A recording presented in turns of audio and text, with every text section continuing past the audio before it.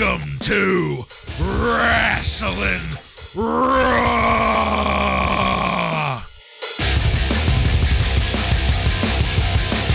All right, you're listening to Wrasslin Raw, the podcast that takes you back to when Raw became war and Attitude ruled. Thank you for joining us. You're here with Ryan Arico. My boy, X-Pac. Joe Giammatteo. The president of the NRA was an actor?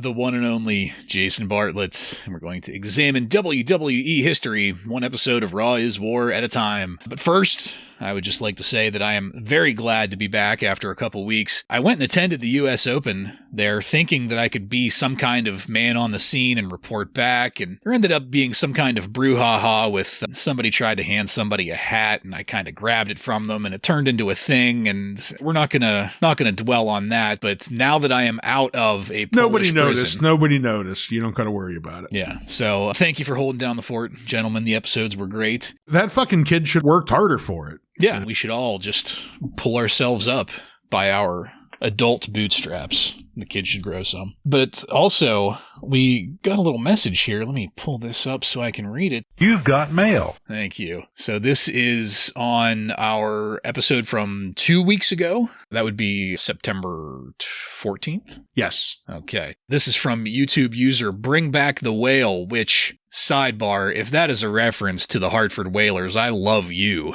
Bring Back the Whale. That's a great handle. So, Bring Back the Whale says, a question for Ryan, since he's a big Undertaker fan. Which version of Undertaker are you looking forward to covering? Ministry of Darkness Undertaker, which was from late 98 to 99, or Biker Taker, which was from 2000 all the way until 2003? Well, I think both of you guys know what my answer here is going to be. And I brought it up, I don't know, probably a few years ago in a recording, but definitely without a question, I'm looking forward to the Ministry Undertaker because if I'm being completely honest, I fucking hate the Biker Undertaker. I stayed an Undertaker fan just because I was a huge Undertaker fan, but I fucking bit my lip every time he came out the fucking Limp Bizkit or dumbass fucking Kid Rock. At that point, and still am, I was a big metal fan, so that was like just a slap in the face, him coming out to both of those fucking douchebag, and then he cut his hair, he's on a bike. I hated it. Don't hold it against me. I know a lot of people loved the Biker Undertaker, but I fucking hated it, so definitely looking forward to the Ministry Undertaker. I know that question was directed towards me, but what were your two guys' thoughts between those two? Bartlett, you want to go or you want me to go? I'm with Ryan on this one generally. I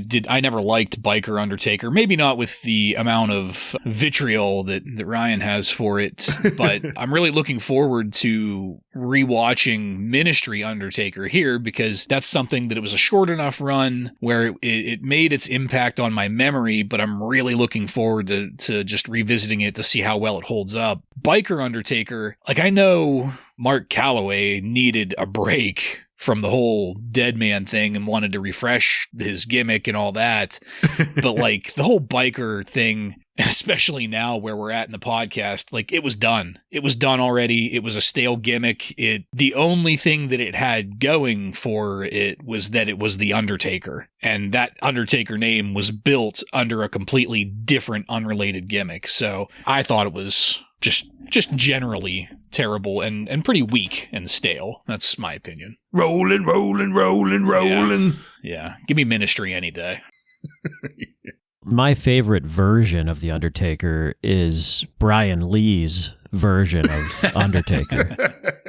They are cousins. Yeah, but we've covered that already. But the thing about the Ministry Undertaker that I'm looking forward to is just the stable itself. Yeah. Because we get APA out of that too. So yep. I think there's other pieces of that stable that are going to be fun to watch. And like Bartlett said, we'll see how it holds up nowadays. Biker Undertaker, I never really had a strong hatred for it. I didn't care for it.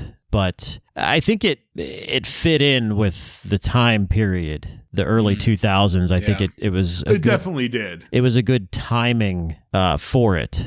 but I didn't really care for it. But he had done that character for 8 years or so? Mm-hmm. Actually, like 10 years up to that point. So yeah, it was just time for a change for him. So I think the timing was good, but I just didn't care for it. I understand that he wanted to switch up and maybe the character needed a refresh, but there was just something about it. It just felt so corny and shitty, and I don't know, just every time he came out to one of those shitty music, like I said, didn't matter which dumbass song he was coming out to, I cringed. I cringed every time he fucking came out. Yeah, there's some guys that refresh that works better, but for him, I don't think it necessarily did. Like, look at Sting, for example. Like, Sting's refresh with the Crow gimmick was better in some ways than his Surfer Sting. Yeah. But for Undertaker, I think it was worse to go to the biker gimmick. It all depends on when you became a wrestling fan or when you were born. Certainly. Probably, so. If you're younger, I've talked to younger fans who that was the Undertaker they knew. Like, that was when they started watching wrestling, was when he was the biker Undertaker. So that is peak Undertaker to them. And to me, that's just fucking offensive.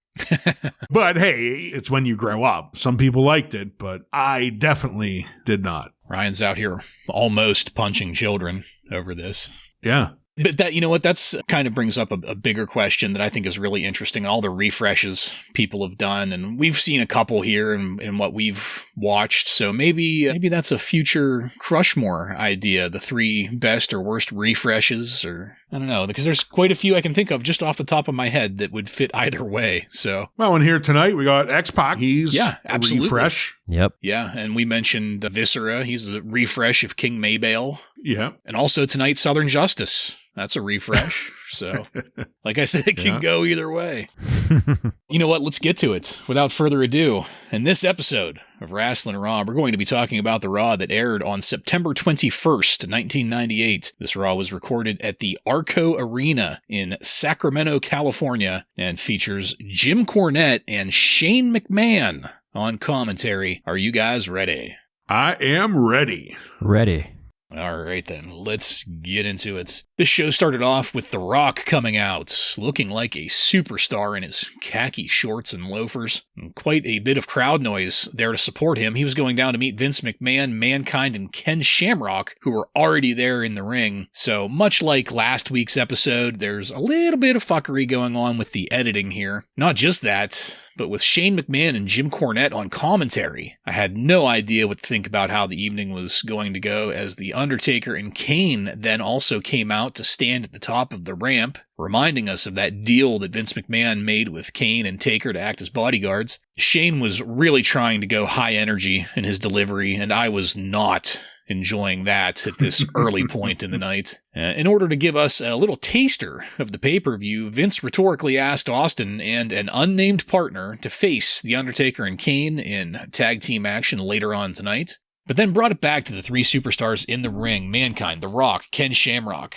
I popped my ass off when Vince said that Shamrock isn't the sharpest knife in the drawer as he was running down the 3 of them. But the real bottom line there is that these 3 superstars are going to compete in a triple threat match tonight for the number 1 contender position, with the winner cashing in that number 1 contender status on Raw next week, the night after the pay-per-view. After a commercial break, we came back to a Pennzoil rewind back to Raw last week when Jeff Jarrett used that busted guitar to break the hyoid bone of the Road Dogg, who conceivably could have suffocated to death as a result. He did need worked on in that episode, if you'll recall, and that's where the opening segment ended here. Guys, we've got a lot of beef in the ring to kick things off tonight, and the thing that I have loved the past couple of weeks since SummerSlam is the way we've definitively moved on from Cahoots and The Undertaker as the main event contender against Austin. It shows here, the main event card, if you will, is already getting diluted with this handicap match at Breakdown, and then it's getting further diluted by offering up not just one, but 3 potential number 1 contenders that all make perfect sense to be in that top spot against Austin. And not just that, but I love that they are using that contender status to raise the stakes of what has the potential to be a really great match. How do you have a championship match without a championship? Make it for the number 1 contender spot. That's a great way to build a card, and I loved the story that we were setting up here, and I'm sticking around to see how it plays out. Joe, what'd you think of how we started the evening here? Well, I like these 3 guys that are involved in this potential number one contender spot, which is The Rock, Mankind, and Ken Shamrock. This definitely smells of testing things out in front of live crowds. Who's going to get the biggest reaction? We're not quite sure who we want to be the next guy to face Steve Austin. So this smells of maybe they're trying to kind of test things out. Do you remember when Vince was unsure whether he wanted to put the title on Lex Luger and they kept doing that back and forth shit with him and Bret Hart? Yeah. That's what this kind of smells of, but on a totally different level, because these guys aren't necessarily going to be the next champion, but they're going to be going against this juggernaut of a superstar that they have going right now. So he's not going to want to go against some schmuck. He wants to go up against whoever is going to get the biggest reaction. So the cream of the crop. Yeah, I think that's what this is really. But considering who's involved, these guys have earned it. So I see nothing wrong with it, and I enjoy it. I completely agree. All 3 people involved in this triple threat match, I love. Not just action in the ring wise, but also typically tell good stories as well. So definitely looking forward to that. And Joe, like you said, it does feel a bit as a tryout to just see which one of these 3 is going to be able to go toe to toe with Austin and make it interesting enough for the audience. But not just the 3 people involved. I thought this was another classic McMahon opening here. Just talking to Austin how he guarantees again he's not going to win. And there was one line that really made you want to punch McMahon right in the face at the end when he was saying that the winner of this match will take on whoever the new title holder is, because it damn sure ain't going to be Stone Cold. Just the way he said that, the audience just was seething at that point. And that's something that McMahon brings that nobody else does in that heel status right now. So he made it even better, and definitely sticking around to see where this match goes at the end of the night for sure. Yeah, totally agreed. So let's get through it. Let's head into our first match of the night. Billy Gunn with the Road Dogg and X-Pac defeat Jeff Jarrett with Southern Justice by pinfall in 7 minutes and 30 seconds. I just have to say at the top that I feel like I've said this like a couple times already in the past, but I feel like it's 1 step forward and 2 steps back with Jeff Jarrett. We get away from the country gimmick, but now we are dragged back into a story with the roadie and Jeff being jealous of the roadie's voice, and that's why he hurt his throat. And I don't think this is going to last long, but it's like, can we not take Jeff Jarrett back a couple years every time he's on our fucking screens? Like, how about forward motion with Jeff Jarrett? Cut his hair. Pretend it never happened is what you want. Right. Well, I would love to do that, but they keep bringing it up. He didn't have to do that shit with Road Dogg's throat and cause... Anyway. Thankfully, though, referee Tim White has some lick of sense to him. He kicked out Southern Justice before Dennis Knight had a chance to take his coat off and show off those Buddy Landell arms. Thank you, Tim. We get that sound just real quick. Yeah, there it is. The Phineas arms. New name. In all seriousness, though, I really like the new paint of coat on Jeff Jarrett. I think that's working really well for Jeff as a talent, and I think that it suits him as a character. I think it suits his personality, taking him up to 11, but he just keeps getting mixed into just questionable stories. Like, they don't know what to do with him, so they just kind of throw him into some shit, and I don't know how much influence he has on his booking, but if these are his ideas, then Jim Cornette said here on commentary that Billy Gunn is 6'5" and 275 pounds. I am actually 6'5" and 270 pounds. So if anybody out there wonders what I look like, just imagine that I look like a trimmed down Billy Gunn. Exactly like Billy Gunn. Yeah. A little bit leaner, a little bit thinner, not quite as much muscle, about 5 pounds, but guys, am I not 6'5" and about 270? You are. Yeah, you're. Okay. The height and weight is correct. You're 5 sit-ups away from looking like Billy Gunn. A few cycles. I was going to say, yeah. Get me a barrel and I'll maybe look like Billy someday. And that's all I've really got on this. The action was fine, but I hope the story here is Jeff Jarrett working his way up to Triple H.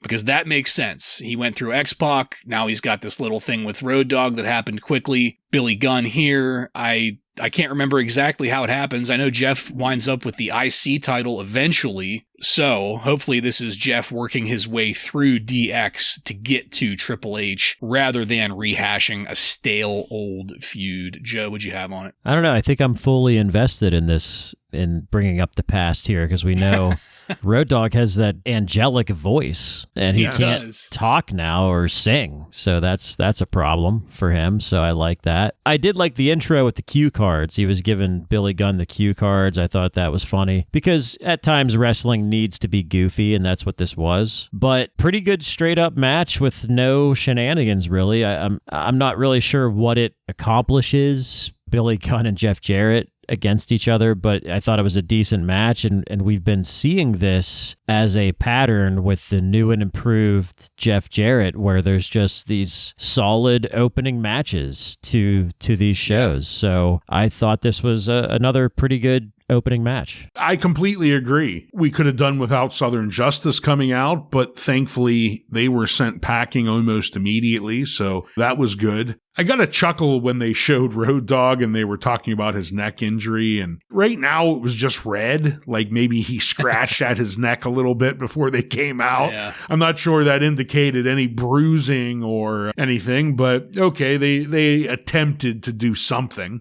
But I will say, I enjoyed the match. I thought this was solid action between these two guys. And this mid-carder action, I think me and Joe brought it up last time, is something we're getting more and more of. Solid mid-card matches. It's not just the top guys that are giving us good matches now. But right around the middle of this match is when I came to the decision that Shane Mack should not be on commentary ever again. It was right around the time he woohooed something. I don't know what it was about, but he woohoo! And I was like, that's it. This is not going to get any better for him. He needs to get off the fucking mic. Speaking of commentary, we learned during this where JR and the King are at tonight. They're apparently out in Hollyweird with Jim Carrey filming Man on the Moon. Did they say that during the broadcast? Yeah, they said that during this match. Oh, that's cool. Cornette and Shane were talking back and forth, and they said they were out filming that. Cat's out of the bag, then. I guess everybody knows that they're going to be in the movie. I didn't remember JR being in that. I definitely remember the King's spot because he was playing himself in the Andy Kaufman story, but I don't remember. JR must have been the announcers during the matches or something. Yeah. But that was kind of cool. We also learned that the women's title's coming back during that. That was another thing they threw in the middle of this match. So that's kind of cool too. So outside of commentary, mainly Shane dropping the ball on many occasions, I thought this was a good, fun match to start off Raw. Yeah, agreed on that too. I'm not a fan of Shane in this venue, we can say. But we'll try not to dwell on that too much. We'll have plenty of opportunities to bring it up in small ways throughout this episode. So let's move it along to backstage, because we went to Michael Cole, that pencil-necked geek, coming up to Vince McMahon to ask about that offer made for someone to volunteer as Stone Cold Steve Austin's tag partner later tonight. Vince answered that one way or the other, Stone Cold Steve Austin is going to be in the ring against the Undertaker and Kane tonight. That was before summarily dismissing Michael Cole like the peon that he is. But in response to that, we had the glass break. There you go. Stone Cold Steve Austin come out to work the corners and give a response to the machinations lining up against him. Austin called Undertaker a big dead bastard, and I popped for that. But really, Austin was just out here to give us some FaceTime while more or less repeating what the story for the night is. He didn't really give us any new information here. The real highlight of this segment, if you will, came after that, though. Footage from earlier today showing Kane and The Undertaker arriving at the arena, or should I say Mr. Sweatpants and his little brother, Mr. Tracksuit. As well as the tracksuit, Kane was wearing a fucking ski mask and towel over his head. And that glorious sight was what rounded out this segment. So, Ryan, I wanted to go to you first here. As a fan of Steve Austin, you're a fan of Kane, you're a fan of tracksuits. What did you think of this mid-match segment? Stone Cold, I thought he did what you ask of Stone Cold to do. As you stated, he didn't really add anything new here, but he came out here, screamed at the audience. They fucking loved it. Talked about kicking some ass, drinking some beer. And he ends it with saying, with a little twist on his Stone Cold 316, he says Stone Cold 666 will show up. So he's getting a bit edgy. And then seeing the tracksuit with the ski mask, I just laughed out loud sitting alone watching it when I saw what Kane looked like. Fantastic. I want that fucking tracksuit. Yeah, when I saw Vince talking to that guy that has a stack of dimes you could call a neck, I guess, Michael Cole, I was thinking, so I guess I have a question for you guys. Who did you think was going to be the volunteer teammate for Steve Austin at this point? I was thinking the Brooklyn Brawler. That's exactly what I was thinking. But then I thought, well, they kind of already did that joke. They did. Right? That was what I thought, too. I was like, they did already do that, but it would still work. I was thinking Brooklyn Brawler or some other jobber is basically what I was thinking. Mark Morale or Roy Raymond. Roy Raymond, right. Yeah, that's kind of what I was thinking at this point. Who is going to be this volunteer? And then Austin comes out, and there had to be, I don't know how many people this arena holds, but there had to be at least 8,000 of those foam middle fingers in that crowd that night. Like, the amount of money that they made on those things had to be crazy. Yeah, his merch check was pretty hefty. Yeah. Yeah, I liked Austin's promo. I thought it was very well done, got the crowd excited, and I'm looking forward to what is going to happen in that match on the pay-per-view. Yeah, I didn't know, I didn't have a guess as to who his partner was going to be. I certainly did not guess who it ended up being. That was one of the last people I thought it would be. But right. Let's keep it going here to our next match. The Headbangers versus the Oddities ends in a no contest. And seeing that title made me think back to either last week or the week before, where the Headbangers said something along the lines of, "We don't know what to do if this isn't Saturday night." That's true. And now they're on an actual Monday night. Yeah. And it also made me think, going back to our conversation earlier tonight, of some of the best refreshes to happen whenever Headbanger Mosh got refreshed as Beaver Cleavage. Wasn't that just great? Ooh, yeah, that was a real upward trajectory of his career. And Earthquake to become Golga is a great refresh. Yeah. There's another refresh. Kurgan to become Dancing Kurgan. Yeah. So in the match here, I'm not a fan of Insane Clown Posse or anything, but whatever the actual ring music was supposed to be here has to be better than this fake shit they've got overdubbed on the video, because it's like somebody took a soundboard and randomly programmed a bunch of stuff to a 4/4 beat. I don't know what else to say about it. Sounds horrible. And I never thought I would be in a position of saying I would rather have ICP. We need to take that up with Barry Dudinsky. Yeah. Tell him we're not happy with this copy. Yeah. But the Headbangers, they lured the Oddities into a sense of false security by dancing with them before spraying the Oddities in the face with some kind of aerosol can before attacking them all. They tore Golga's Cartman plushie in half and then left. That's what gave us the no contest. And that's it for this. I hate to say it, but it looks like we might have a feud starting with the Headbangers as the heels of all fucking things. Ryan, what'd you have on this? Yeah, I didn't have much. I laughed a little bit when the Headbangers started dancing with the Oddities, and then when they attacked the Oddities once the bell rung, I did think that was a decent strategy to get the hand up on these two big monsters, but then Jim Cornette drives the point home, telling us the Headbangers have snapped, therefore kind of officially letting us know the Headbangers are turning heel here. I'm just not sure that anybody gives a fuck. Anyone in the crowd or anyone involved in this podcast. So that's a shame for the Headbangers because it looks like they're trying to do a refresh for them, but I guess we'll see how it goes moving forward. But right now, I just don't give a shit. I think I am done with the Oddities for real. Like I think that they were It's run its course already. Yeah, they were probably shitty back then, and it's shitty now. It does not hold up at all. It's fucking terrible. Yeah. The Headbangers, ever since, for our rewatch, ever since they debuted, I have not been a fan either, so I fucking hated every second of this. All right, well, let's not dwell on it, because I'm mostly with you there, Joe. I do not think that the Oddities hold up at all. No. I'm not quite as down on the Headbangers. I think they suck. I don't hate them necessarily, though. They might be able to turn this around. I don't know. I doubt it. I hate the Oddities, but the Headbangers, I feel they're glorified jobbers at this point. They're jobbers that actually have a tag team name, and I guess they're fine for that role because they're not terrible in the ring. They can work. So if they're just going to go in there and job out to people, I'm fine with that, but we don't need to be building stories around them. Right. All right, so backstage again with Michael Cole. This time he was looking exceptionally geekish, standing between The Undertaker and Kane. He was half their size, literally, height and girth. Hey, guys. Mr. Undertaker, sir. Your jogging pants are ready.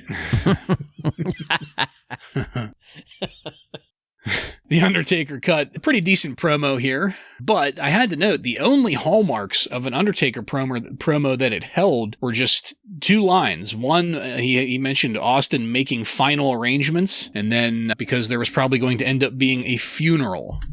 If you didn't know that this was The Undertaker, if you couldn't see what was going on, this would not have sounded like the typical dead man promo with the eyes rolled back and the rest in peace. Yeah, there wasn't even a vocal tone. There wasn't like a final arrangements or whatever. It was just a guy talking. So that kind of, I don't know, it stood out to me. But as short already as got the sweatpants back on. So yeah. he's halfway to biker taker already.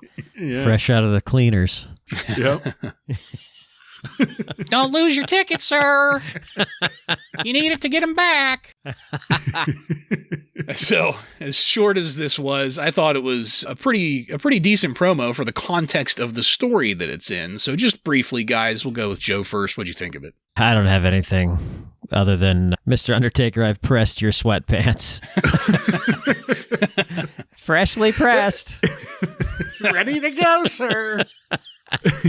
It was a good promo. The Undertaker, he doesn't surprise. He's always pretty good on the mic. He knows how to tell a story, and that's what he did here. But I do agree with you. It missed some elements that we're used to hearing in an Undertaker promo, but still got the job done. I told them not to use the iron on the tracksuit. Starch or no starch? Oh, boy. Okay. Yeah, well, you want to talk more about that? We can do Michael Cole impersonations for the next 2 minutes and 51 seconds. A new title. It is a championship match. All right. Let's get into our next match. Jacqueline with Mark Marrow defeats Sable by pinfall in 2 minutes and 51 seconds. A 2 minute and 51 second championship match to win the vacant WWF Women's Championship. If that doesn't tell you how low perceived this title is, this division, whatever you want to call it, I don't know what will. Division of two. Yeah.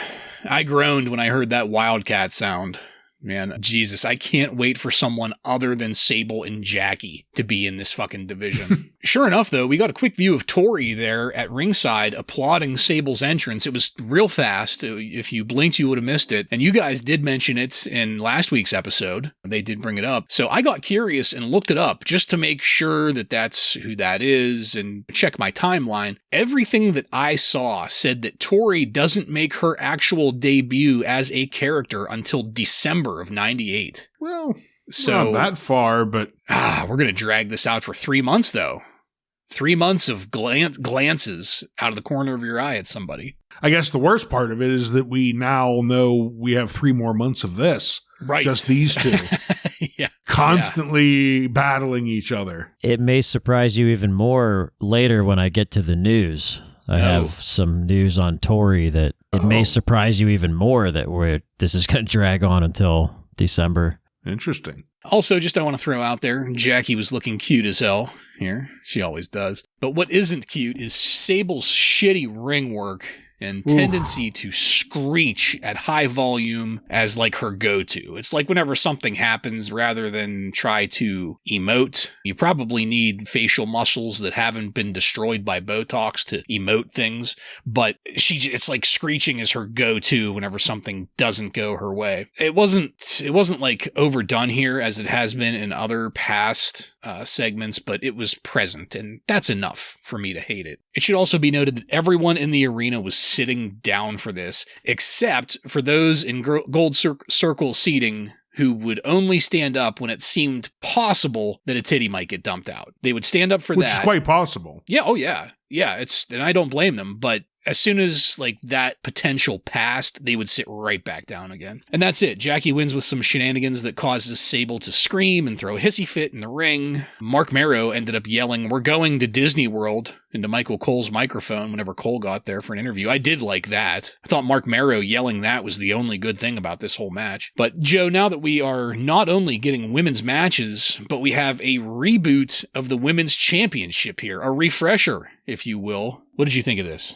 A refresher with no fucking belt at all. Yeah.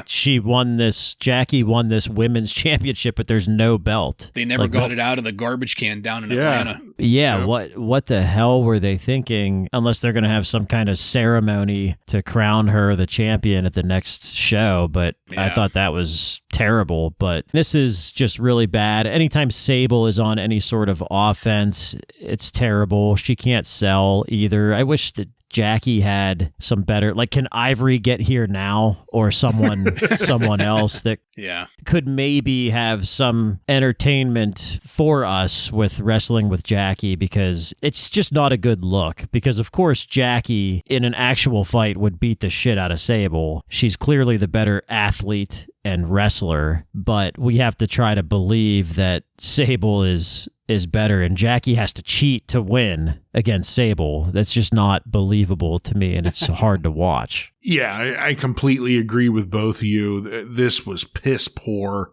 When Jackie was on the offensive, it looked okay. Sable sold stuff very poorly, but Jackie at least pulled the moves off. Her DDT looked really nice. That was clean and it just looked nice and crisp. But the moment Sable took over, the last time we saw Sable in the ring, she had a few very rehearsed spots and she pulled them off okay. But tonight, she was fully exposed. Like, this was the first time I felt the crowd, the people in the back, the audience in general got the first look at just how bad of a wrestler Sable is. I think this is the first time that she was in a singles match. Right, it was. Because the other matches were tag teams, right? Right. So and they all had these spots that were very rehearsed. Yeah. And they were okay, but just trying to call it in the ring with another wrestler, she just fucking shit the bed all over the place. And luckily, we did give Jacqueline the win. Yes,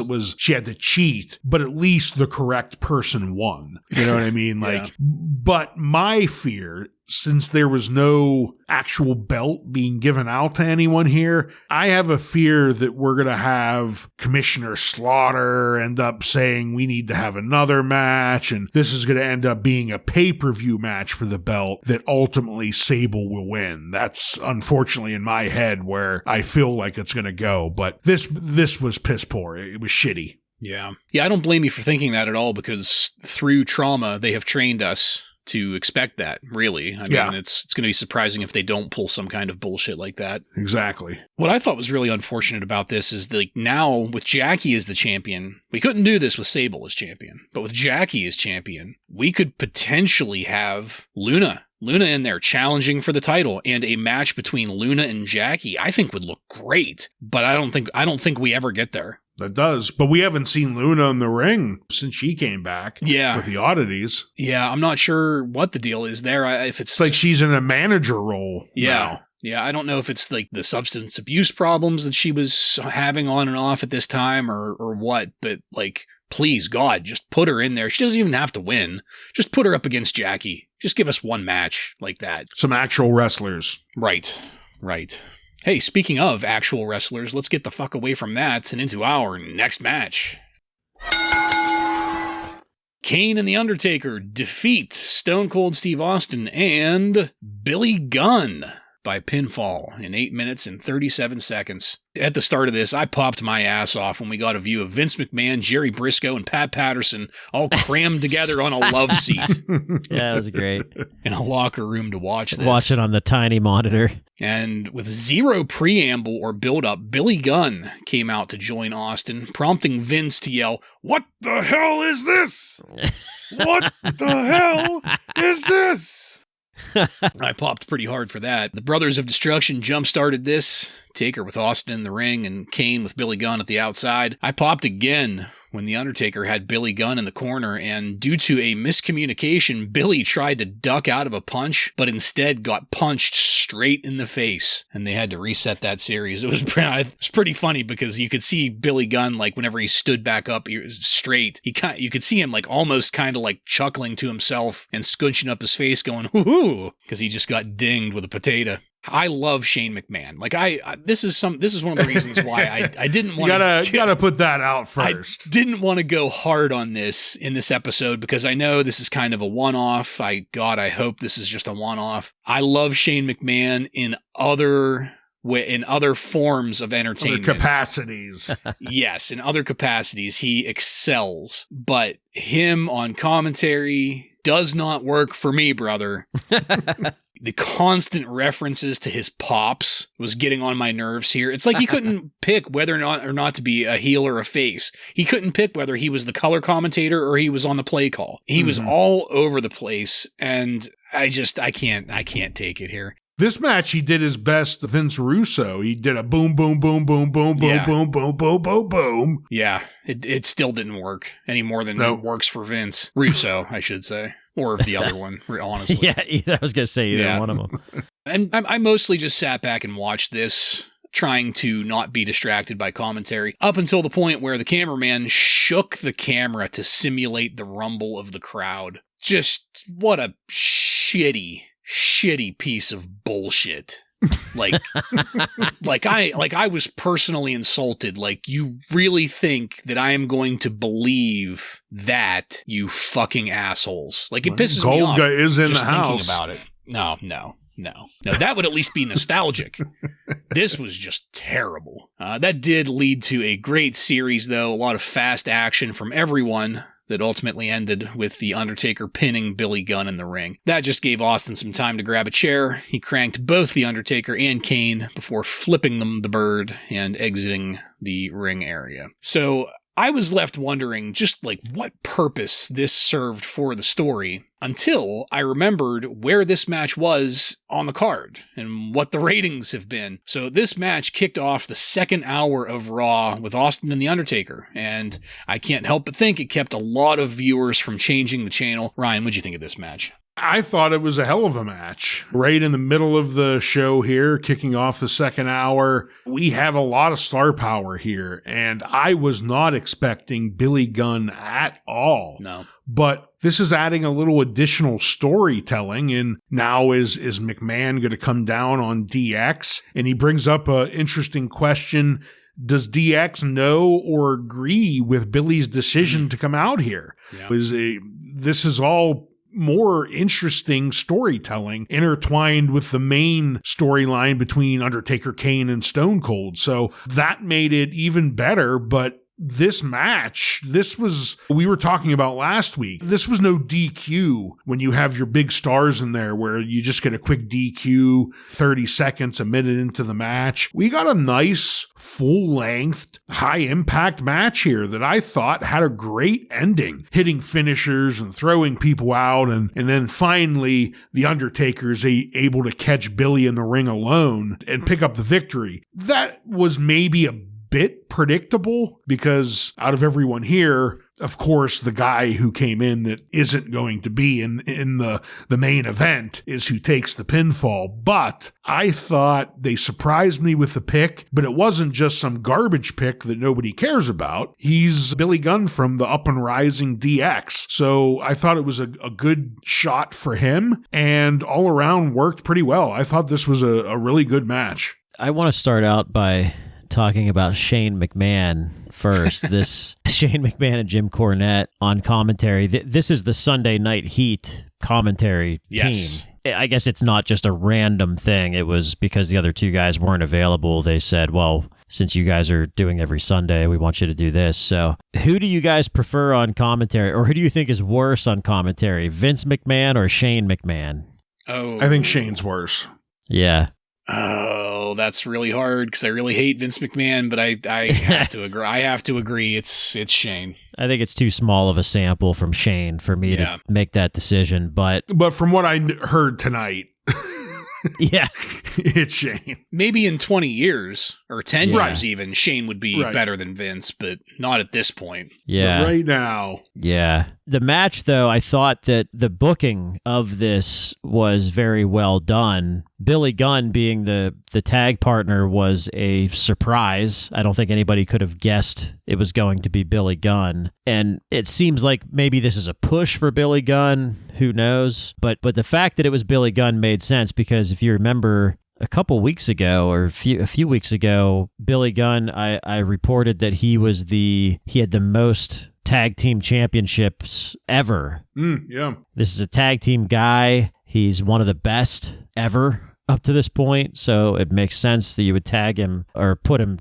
in a tag team with Steve Austin. And someone had to eat the pin so that these other guys could look strong, and that's where Billy Gunn comes in. So I thought it was booked very well, and especially with being at the top of the hour, you have Steve Austin kicking it off, and the WWF did win in the ratings this week for the first time in like 3 weeks. So it definitely worked. So this was a very well booked match and angle here. Yeah, I agree. And I do agree that this was a good match too. It's just, it kind of threw me off because you've got the big names in there right now, and you've got them at the turn of the hour. But again, like you said, Joe, they won in the ratings, so it worked. You can't fault them for that. Things are moving quickly though. So let's go then into our next match.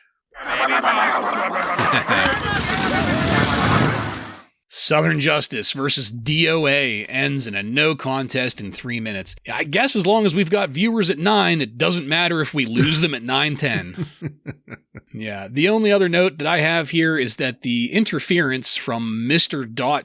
Paul Ellering was pretty well worked. It was timed really well. It was smooth. I like seeing that kind of interference from managers. But I kind of wish I give a shit enough to look up just what exactly this whole Mr. gimmick was supposed to be about. Like, was he supposed to be... I think I kind of know. I think so. Paul Ellering, his gimmick before this was like he would walk out with the Wall Street Journal. So he was like a big investments guy. This, I think, was him like owning internet domains in the early days or something like that. Somehow, Paul Ellering, I think, was maybe like making money off the internet somehow in the early days of the internet. I think that's what it is. Yeah. Okay. Because, that makes sense because this was totally, 98 maybe is a little bit late, but the mid to late 90s was a time where you could totally just buy Apple.com and eventually Apple would end up paying you like $30,000 just for the name. Yeah. Right. A lot of people made a lot of money that way. So that makes perfect sense. Yeah, he's apparently like in real life, like he is a very smart financial investment guy. So that's probably what that was. Not very smart on picking stables he's going to endorse, though. Right. So after that, Jeff Jarrett, he came out to crack Mr.com over the head with the guitar. I drew the no contest, and this was over. So, Joe, we went from ratings gold to ratings poison. What did you think of this match? Yeah, we're all going to hate this. This is just not good. It's DOA and Southern Justice. And it's funny, it may not be the original music for these two teams, but I think it's funny how both of these teams have the same shitty sounding Southern rock entrance music that they come out to. It's like I can't tell the two apart because they're both just so equally shitty. But Jeff Jarrett comes out to smash another guitar. Like we're seeing a guitar smashing over someone's head every week now. and that happens with Mr.com here. And then we get a random interruption for Mr. McMahon interviewing with Michael Cole. Did this match even end? Does anyone care? I felt like they just stopped it. It just stopped. And that was fine with me. I'll be honest. I think that's fine. Just stop it. This was just absolute trash. I don't know. I don't understand whose fucking idea it was to put DOA up against Southern Justice. I'm surprised the audience didn't start fucking rioting. But I have no comment. This was garbage. No comment. All right. So, yeah, you were right, Joe. It did very quickly get away from that and went backstage again to Michael Cole. He was there to ask Vince McMahon's thoughts on Billy Gunn volunteering to tag with Steve Austin. Vince was disappointed. Well, I'm disappointed. And said that he would not be held liable for what Kane and The Undertaker may or may not do later on tonight. We cut then to another Steven Regal vignette.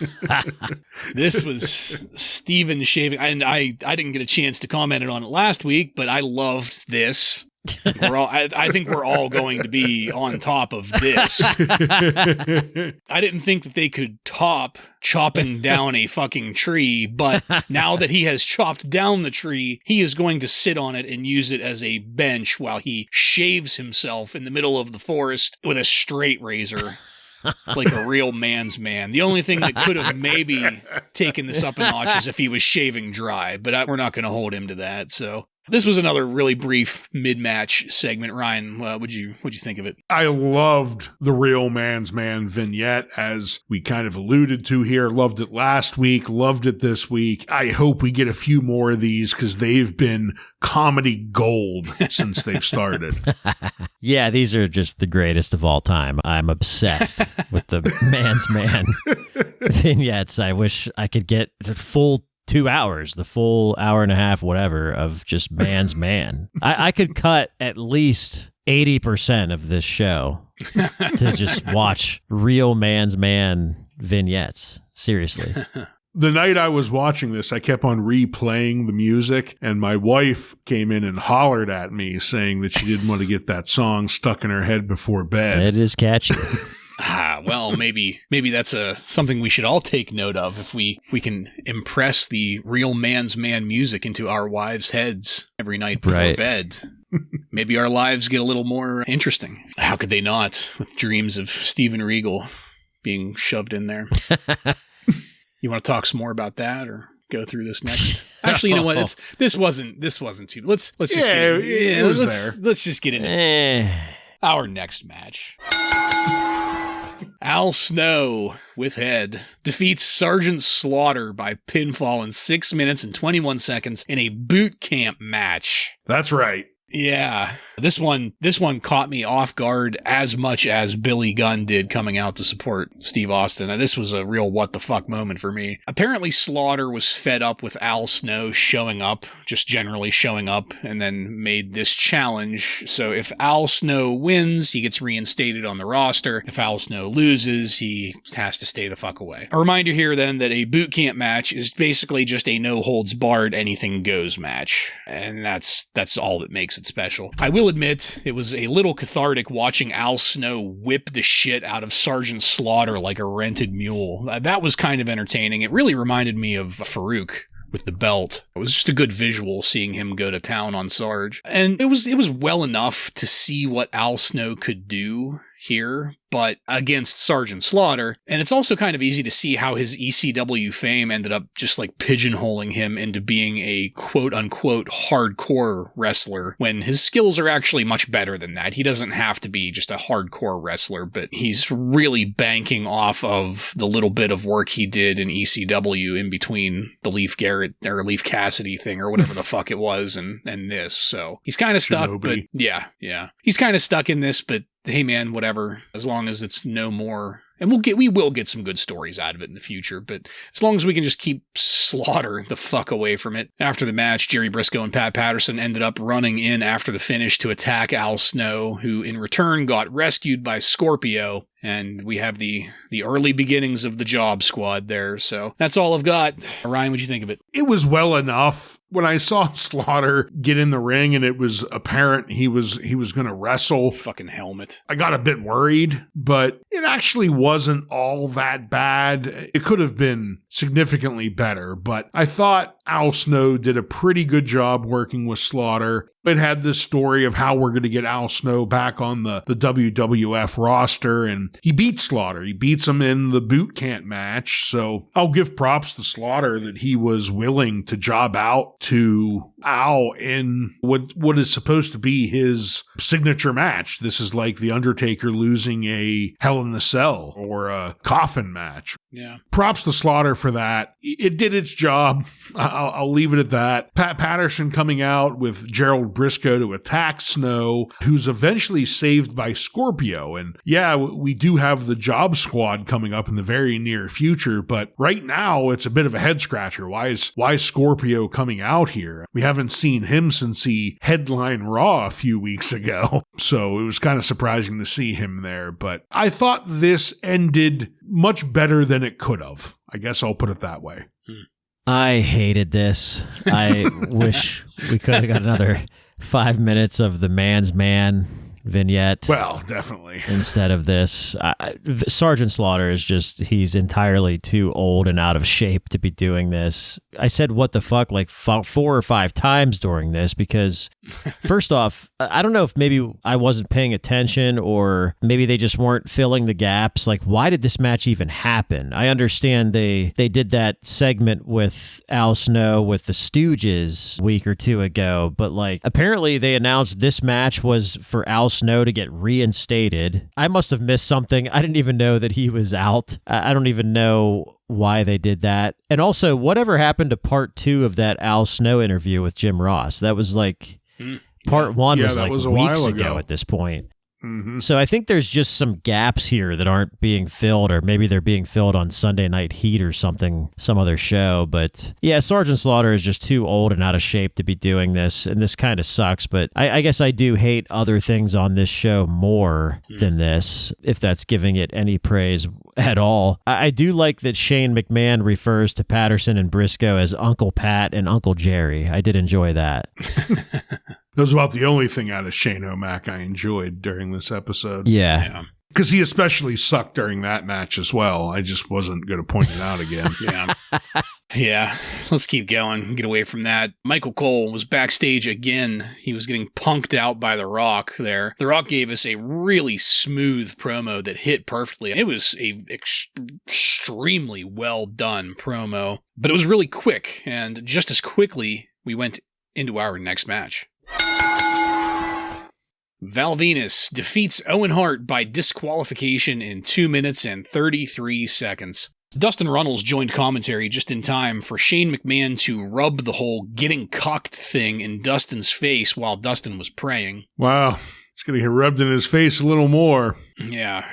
And ordinarily, I dislike the contemporary political references, but this was actually pretty funny to me, Val making references to presidential cigars again, because it fits so well with Marlena and the cigar that Marlena, Terry Runnels. So they did come dangerously close to mentioning Dakota here. They just said daughter, but they were meaning Dakota, so I almost shut it off. Low light.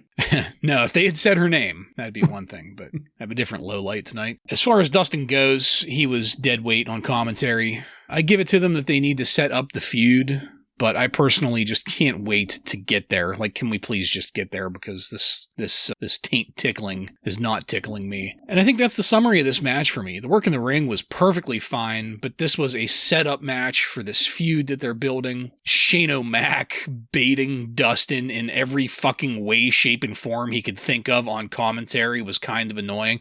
I can't remember the exact circumstances, but I had like mini PTSD flashbacks to Vince McMahon doing the same thing to, was it Shawn Michaels on commentary? It was a random Raw where Vince would just not shut the fuck up and leave the guest commentary person alone so that we could watch the match. And it kept on reminding me of that. In the end, Dustin did jump in the ring. That's what drew the DQ. And Val tied Dustin up in the ropes and ended up cutting a little promo there. It was pretty aggressive and creepy. As well as a way to set up another video on the Titantron. This time, we are cuckolding the Zealot here, as opposed to a foreigner, and that's where this ended. So, Joe, this got me wondering, now that we're watching Val's character development in real time, from start to the point where we're at now, we know he's a porn star, but really, is his whole gimmick just cuckolding people? What did you think of this? That's his ultimate plan for everything. He's going to fuck his way to the top. Yeah, it's definitely what he's doing. And Val Venus, I thought that Val Venus would be funnier than he is, but he's actually just creepy as fuck. Like if you watch this now, it's fucking creepy. I do like this cuckold storyline, but it makes Dustin Runnels look like a complete little bitch, and I'm not sure how you climb out of this if you're Dustin Runnels. Like by becoming somebody completely different. By becoming a gimp, I guess. You have to think about your future here as real life Dustin Runnels. If you sign up for this storyline, my God, what is my future in this business? Like, this is going to kill my career. So I would be very concerned if I was him about this. Yeah, as you both kind of talked about, the match was completely irrelevant. I don't even know if either one of you brought up Owen Hart's name, which is sad. It is.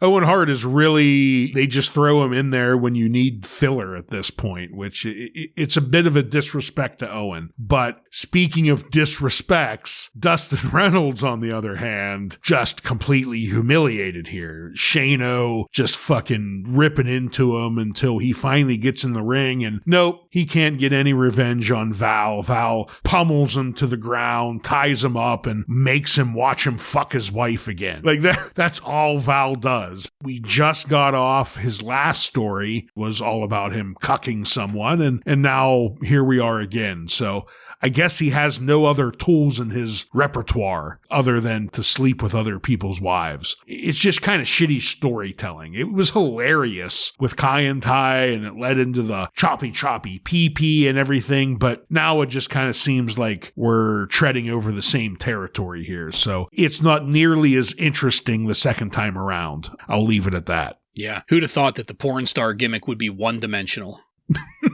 So let's keep it going to this one makes me sad. Let's go into our next match. X-Pac defeats D'Lo Brown by pinfall in 5 minutes and 17 seconds to win the WWF European Championship. Tonight, D'Lo was hailing from Madrid, Spain, and I popped for that. Shane especially especially obnoxious to me in this match. XPAC! Oh, God. And unfortunately, that sat as my only note through most of this match. As much as I wanted to get into the action, I kept getting distracted by commentary. So whenever Shane wasn't yelling, and not just this match, it was especially bad in this match, but this was also happening throughout the night. Whenever Shane wasn't yelling, Cornette was in there with like storytelling diarrhea. He was just ranting on tangents to try to get a word in edgewise to tell the story. And I don't blame him for that. There were times where he added some really sharp insight, but like you could tell that he was trying to keep things going because Shane would just randomly take up our time with stupid things like XPAC and all this other shit. So whenever Cornette had a second, he had to get as much into that second as he could. And he did a fine enough job of it, but my God, like it gets exhausting after a while between the two of them. It sounded like he was used to it, I guess, from working on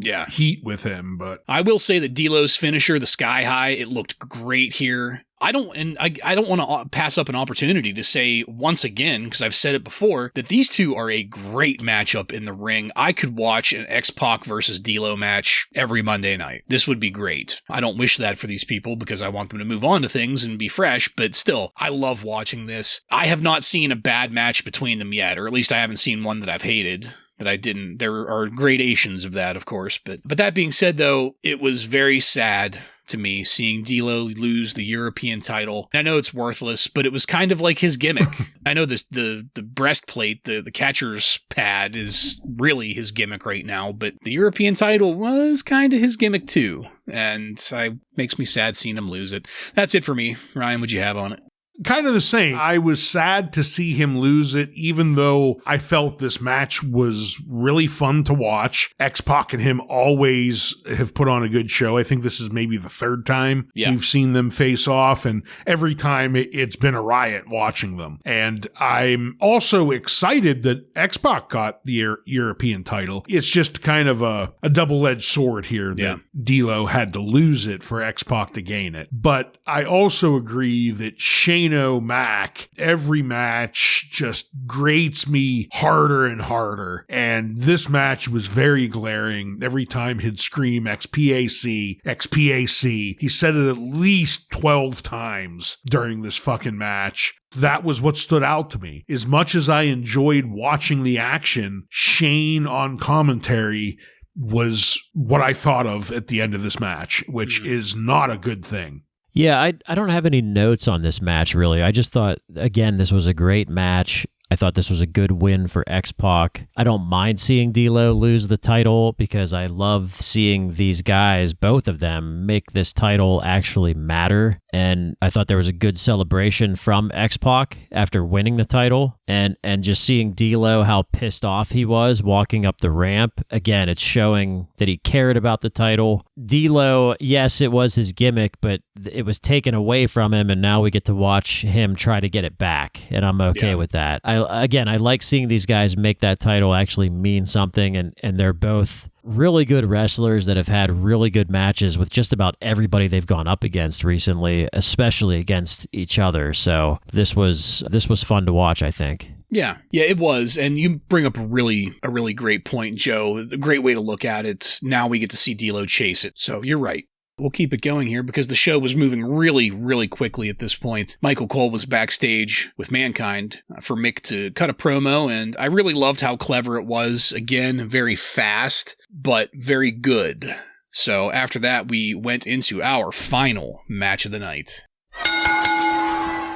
Ken Shamrock versus Mankind versus The Rock ends in a no contest in 12 minutes and 30 seconds in a triple threat match for the #1 contender spot for the WWF Championship. Things were a little jangly here at first while these three were figuring out who would work on who, but once it got sorted out, things settled into a really nice pace for a triple threat, and that's where I sat with it. This was a very fun to watch match. It was a little tainted for me knowing that it was going to end in a no contest, but that took nothing at all away from the action in the ring. These are three excellent workers, three professionals that are really good at, again, once they figured out who was going to start, taking turns. There may be a better way to put it. One guy would get an exceptionally hard bump put on him, and he would have to sit out for a minute. That would give the other two guys a moment to shine, and they would just take turns that way. It it flowed really well. It looked great as they were doing it. I really liked The Rock breaking the ankle lock that Kenny had on Mankind. That happened at about the same time that Kane and The Undertaker showed up to double team Mankind. That was with encouragement from Vince McMahon, who also came out on the ramp. Eventually, Ken Shamrock got knocked to the outside. Kane and The Undertaker beat him down also, and that left The Rock alone in the ring. Kane and The Undertaker laid into him in the corner, while the world's worst referee, Earl Hebner, stood there and watched, doing absolutely nothing. He didn't even try to look upset. He stood there with his arms just fucking dangling there like a wiener. God, useless. Like a cock. He just... That's impotent. Impotent like the cuck he is. While the brothers were in the ring, though, that gave Stone Cold Steve Austin an opportunity to sneak up behind Vince McMahon in the entryway, get some kicks in before we faded to black. So I thought this was a great match to watch. But I do have a little bit of the blue balls coming out of that finish, because not only did we not get a number one contender out of it, but we also had a finish that really fizzled out compared to the match that led up to it. It was great seeing Austin briefly get his hands on McMahon, but my biggest takeaway here was Earl Hebner just standing there. Just fucking standing there, watching people interfere. He didn't even call for the bell. He didn't try to look bothered at all. He fucking stood there, watching it happen, doing nothing, like a cuck. Like an impotent cuck wiener. I have to think on something better to call him than a cuck wiener, but he did nothing of any value at all. He didn't even, knock him out. Something to get him out so that he doesn't have to pretend like he fucking matters. Joe, what'd you have on this match and the way that Raw ended tonight? I feel like no contests have their place, but not here. This pissed me off that there was essentially no winner. And like you said, it just fizzled out. You have these three big names in a triple threat match that just fizzled out to nothing. It wasn't even like not even like a disqualification or anything like that. That just seems like the match never even happened. Like it wasn't even a match. It was just some random brawl between three guys that just ended up being a brawl between 8 guys at the end of it. So This was basically just a go home finish like you would normally see, but I just hate how they set this up with this match at the beginning of the show, and then it ends up being nothing. Yeah, the fact that we don't get a true ending to it in any fashion is definitely the worst part, because the match itself, I thought, was really good. These three people, Mankind, Shamrock, The Rock, they're people who haven't really faced off against each other, especially Mankind. Mankind hasn't went up against Shamrock that I know of, and I thought him and Shamrock look really good together, and so did Mankind and The Rock, which will, of course, go on to have classic matches in the very near future, but up until this point, have they even wrestled each other? Is this the first time they've... I think maybe once or twice, way back whenever Rocky was still a babyface. All right. But yeah, it's just kind of cool to see all three of these guys work in the ring, which I thought they worked really well together. You brought up the one spot where Shamrock had the ankle lock on Mankind, and The Rock tapped Shamrock's shoulder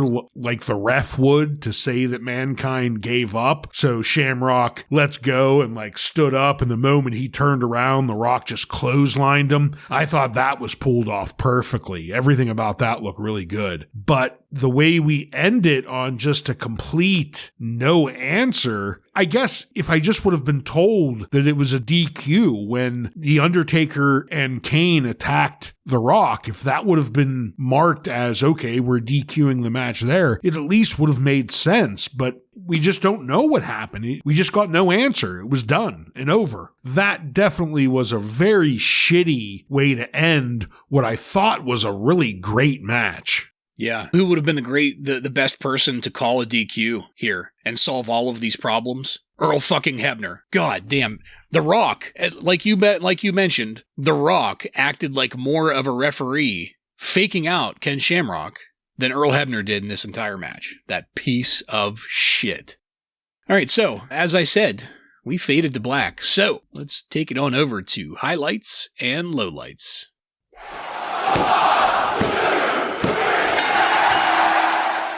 Ryan, why don't you take that first? Well, highlight, I'm going to go with the X-Pac D'Lo Brown match. I thought that was just really good action. I like the story between them. I like the wrestling between them. And even though I was sad to see D'Lo lose the belt, I was excited to see X-Pac win it. So I think all around that match worked and it was fun to watch. My low light is going to be Shane O'Mac on commentary. He just fucking downright ruined a couple matches, to be honest. Like, there were a couple matches that would have been much, much higher up in my thoughts if there was some better commentary on it. So Shane McMahon is my low light. Well, one match that Shane McMahon did not ruin for anyone that is going to be my low light is the Headbangers versus the Oddities match. I fucking hated that. I hate both of those teams. And my highlight is going to be the Steve Austin and Billy Gunn versus Kane and Undertaker. I thought that was well booked. It was well timed. All around, well done. Yeah. So I thought for highlights, there were quite a few strong contenders here, but my highlight in the end was the debut of Mr. Tracksuit. That was just way too good of an image, way too good of an ongoing, like, I wish that I could have predicted that whenever I originally said Mr. Sweatpants, like, weeks ago, but, like, it's just, this shit writes itself. I loved it. The debut of Mr. Tracksuit. The warm-up suit before he puts on the Hellfire and Brimstone. Yeah. That's right. Yeah, it's nice to see that Kane has apparently moved out of his burnt-out husk of a funeral parlor that he, I guess, lived in, and now is, like, he's moved in with Tony Soprano. He's got a studio apartment. He's got a little weight set in there, some free weights. He's got a tracksuit. Some gabagool. He's shooting hoops. Yeah. But my lowlights, I'm falling in with you, Ryan, here. My lowlight is Shane O'Mac on commentary because he really needs to work on that. And he's bad. I was left wondering how much better the episode could have been, or maybe how different my perception of some of these matches might have been if we had had JR and the King on commentary. So, Joseph, I don't suppose you have any contemporary wrestling news from on and around September 21st, 1998, do you? I do. From the Wrestling Observer, we will start with the competition. The WCW is slowly falling apart here at the end of 1998. And they're still winning some weeks. Like I said, the past 3 weeks, I believe, they won in the ratings, but WWF won this week. WCW did hold their Fall Brawl event over the weekend, and 175 Observer readers gave a rating of thumbs up or thumbs down. Can you guys guess how many thumbs up there were out of 175 for that event? Well, didn't you just say those were thumbs up? No, 175 readers were polled as to give a thumbs up or thumbs down. Oh, okay. So out you're of asking 175, us what the breakdown was. Yeah, how many thumbs up do you think that event got? I've been hearing that their pay-per-views have been what has been lacking as of late, so I'm going to go with 3 thumbs up. I'll be a little more generous and say 15, but I just want to say also that it shocks me that they are only polling 175 people. Like, I thought. Well, that's all that it's contributing. Other people are reading, but not voting. Basically. Only 175 people respond to it or somehow chime in? Okay. Yeah. Online polls back in 98 were pretty sparse. Well, this probably wasn't even online. I'm not even sure how they would do this mail it in back then. Yeah. Yeah. Or call it in or something. P.O. box. Yeah. But Bartlett, you were too generous. You should have gone the other way because it got one thumbs up Oh, wow. My God. And 174 thumbs down. So Jesus. We were on the right track, WCW though. is in a downward spiral here, especially pay-per-views. Another little piece of bad news here is that Triple H suffered a torn meniscus on September 15th. He is expected to miss the pay-per-view, and I'm sure you both recall that Triple H is the current Intercontinental Champion, so yes, I don't think we're going to have an IC title match on that pay-per-view, but we'll see what happens. A torn meniscus is probably going to be at least a few weeks, depending on what it is. So yeah, he will be out for at least a few weeks. As we mentioned earlier, Jerry Lawler and Jim Ross, they missed this show because they were filming for Man on the Moon with Jim Carrey. And the last piece of news here, we've seen Tori in the crowd, as we mentioned earlier. Dave Meltzer reported that the plan is to have her play Sable's sister in a storyline.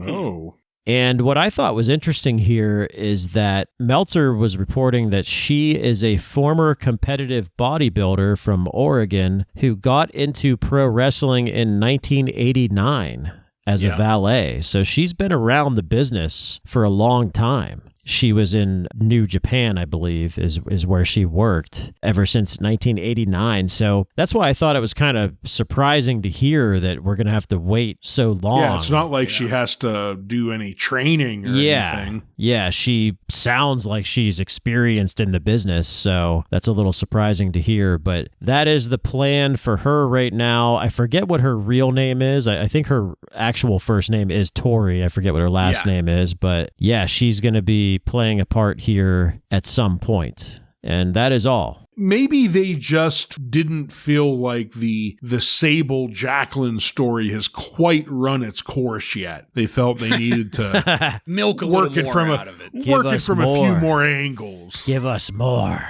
Mark Marrow hasn't jobbed out to his wife quite enough times we need yet. One more Sable bomb on Mark Marrow. We need to make sure that career is completely flatlined before we're done. It's still death rattling a little bit. We need to make sure it's put down. But yeah, in my research that I was doing earlier on that teensy little moment that we saw her today, I did see that she had been in for quite a while. The only difference, though, is that it told me, and I think you'll probably remember this whenever I say it, but the way that she comes in is not as Sable's sister in the end.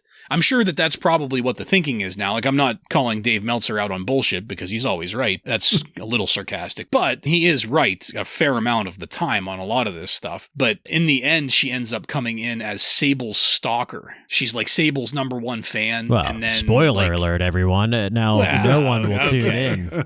Nobody will tune in to Wrasslin Raw. Our ratings. Yeah. Well, 3 months from now, we won't. We're going to just pretend like it never happened. Jeez. Here is a representation of our ratings.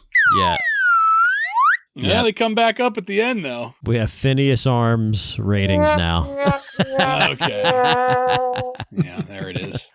Yeah, no, but do you guys remember that? Because I had forgot about it until I read it, and I was like, oh yeah, that's right. Yeah. Well, like I said, we've got 3 months to forget about it, so hopefully we're not recording this in any way, shape, or form so that it may or may not come back to bite me in the ass. And that's it, folks. We are done with this one. I want to thank you again for joining us. If you like what we're doing here and want to connect with us, you can email us at WRASSLINRAW.